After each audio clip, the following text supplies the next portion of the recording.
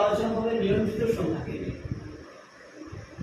নিয়ন্ত্রিত সংখ্যা হলো যে সকল সংখ্যা মান ও দিক উভয়ই বর্তমান কিন্তু কোনো একক নেই, সেই সংখ্যাকে আমরা বলবো নিয়ন্ত্রিত সংখ্যা। কি বললাম? যে সকল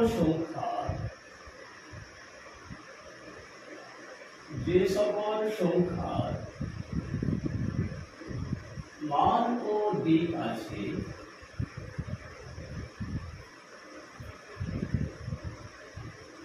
কিন্তু কোনো একক নেই, তাদের বলে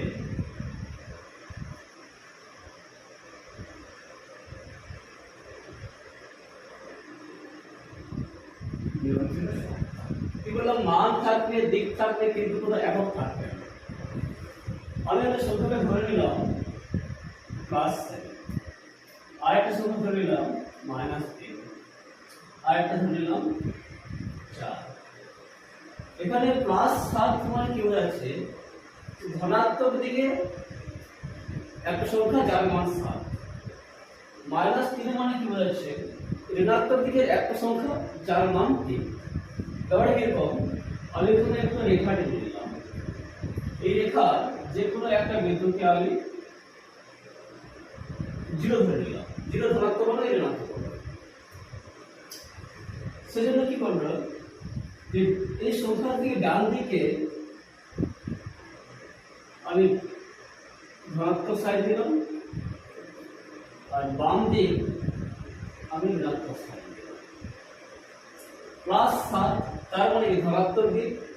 এরকম করে যদি এটা 1 2 3 4 5 6 7 ধরি, এটা যখন +7 হয়, এখানে 7 যেমন মান আছে তখন প্লাস চিহ্নের দিকে আমি কি বলতে পারি? দিকও আছে। কোন দিক? ধনাত্মক দিক। আবার যদি -3 কি কনসিডার করি, বাম দিকে 3 ঘর 1 2 3, 3 যেমন মান আছে তার সামনে একটা নেগেটিভ সাইন আছে, তার মানে এটা ঋণাত্মক দিকে 3 ঘর। কারণ কি? মানও পেলাম, দিকও পেলাম।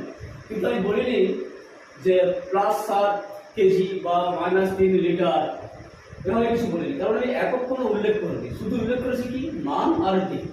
যেহেতু মান আছে আর দিক আছে, কোনো একক নেই, সেজন্য +7 এবং -3 এরা হচ্ছে নিয়ন্ত্রিত সংখ্যা।